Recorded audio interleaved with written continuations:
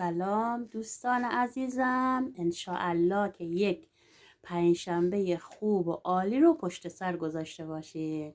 میخوام چند تا ذکر درباره ایام فاطمیه بهتون بگم که اگر میتونین انجام بدین خیلی ثواب داره. میخوایم توسل کنیم به خانم فاطمه زهرا در ایام فاطمیه که هر حاجت محالی داشته باشی انشاءالله خانم فاطمه زهرا حاجت رواتون میکنه. ایام فاطمیه یعنی شفاعت خانم فاطمه زهرا. خانم فاطمه زهرا شفاعتمون رو میکنه. اگر هر حاجت محالی داشته باشی این ایام فرصت طلایی و قرآنیه.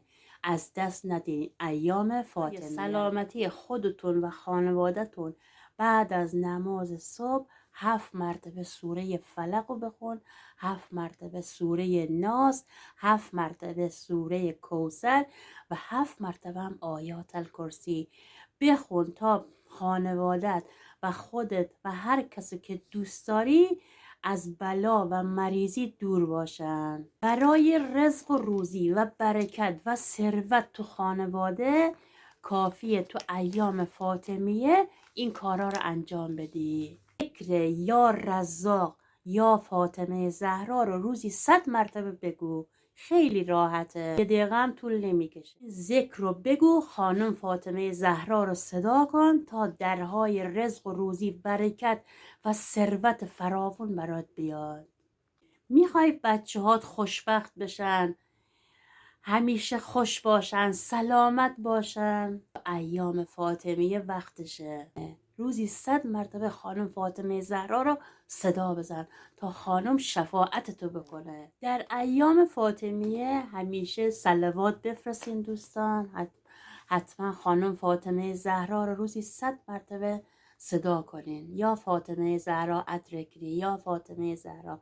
خانم شفاعت دلهای شکسته رو میکنه. هر کس دلش شکسته، هر کس ناراحته، هر کس افسرده است، هر کس نگرانه، کافی خانم رو صدا بزنی. به دنبال رای هستی که شوهرت اگه غر کرده یا همسرت غر کرده از خونه رفته و دیگه امیدی نداره بیاد، کافیه توسل کنی به خانم فاطمه زهرا. اگر دوست داری همسرت برگرده سر خونه زندگی کافیه که توسل کنی به خانم فاطمه زهرا برای بازگشت همسرت. پنجشنبه این کار رو انجام بده که ببین چجوری همسرت خودش برمیگرده خونه.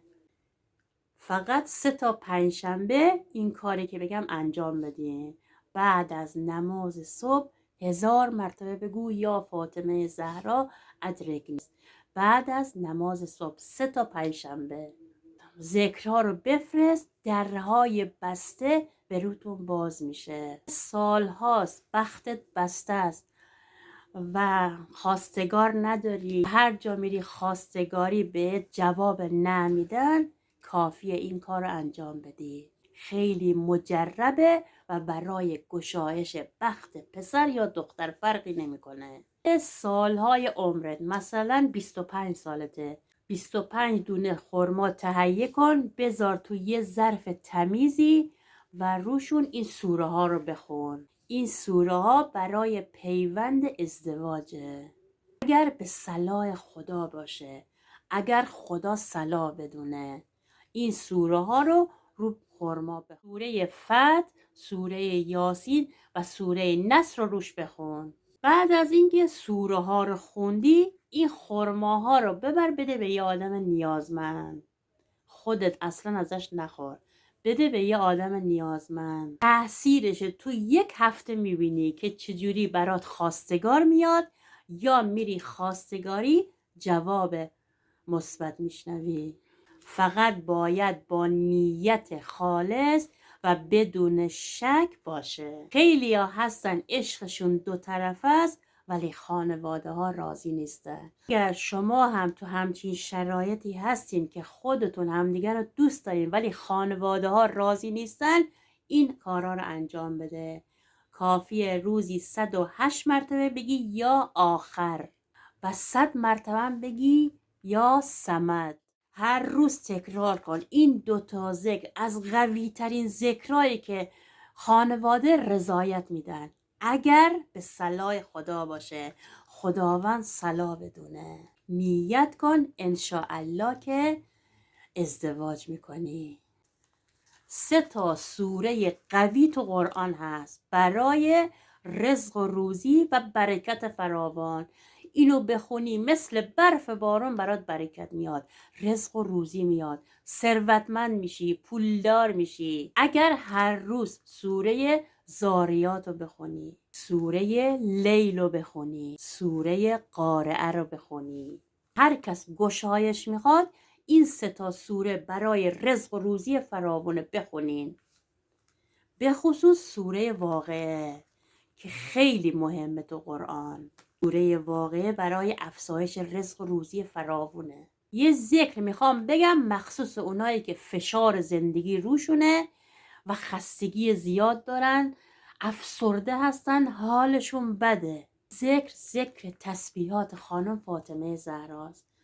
کافیه هر روز بعد از نماز 34 مرتبه بگو الله اکبر، 33 مرتبه الحمدلله، 33 مرتبه هم سبحان الله. یه زبانبند قوی هم میخوام بهتون بگم که هر کس شما رو اذیت میکنه، پشت سرتون غیبت میکنه یا کاری کرده شما ناراحت شدین، حتما این زبانبند رو بخونین. کافیه 7 مرتبه سوره کوثر رو بخونی. اگر این دعا رو بخونی از فقر و غم و اندوه و نگرانی، دلشورگی نجات پیدا میکنی. از چشم زخم، از کسایی که حسودن نمیتونن تو رو ببینن، خوشبختی تو ببینن. این دعا رو کافیه بخونی. دعای مشمول بخون و معجزه‌شو ببین. اگه میتونی روزی 1 بار بخون. اگه نتونستی 2 روزی 1 بار بخون. اگه نتونستی هفته 1 بار بخون. فقط این دعای مشمول رو بخون. سختی ها رو نابود میکنه. شکستگی ها رو مثل پانسوان خوب میکنه. عیبا رو میپوشونه. از شر شیطان نجات پیدا میکنی. این دعا رو اگر روی کوه بخونی، کوه تکون میخوره. اینقدر این دعای مشمول قویه.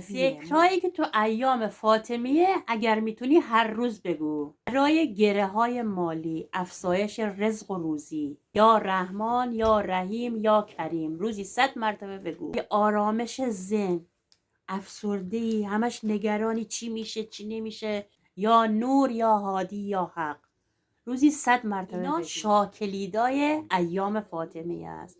حتما این ذکرها رو بگو. هر کسی خسته است، هر کسی قاطی کرده، هر کسی کم آورده، هر کسی افسرده است، یادت باشه یکی هست که ما رو میبینه و ما رو دوست داره. یه قاب به اسم خانم فاطمه زهرا رو دیوار خونتون بچسبونین، یه گوشه از خونه. بگو خانم جان شما حرم نداری، اینجا حرم شما، اینجا خونه شما. نیت کن هر کاری میکنی خانم به عشق شما من جارو میکنم.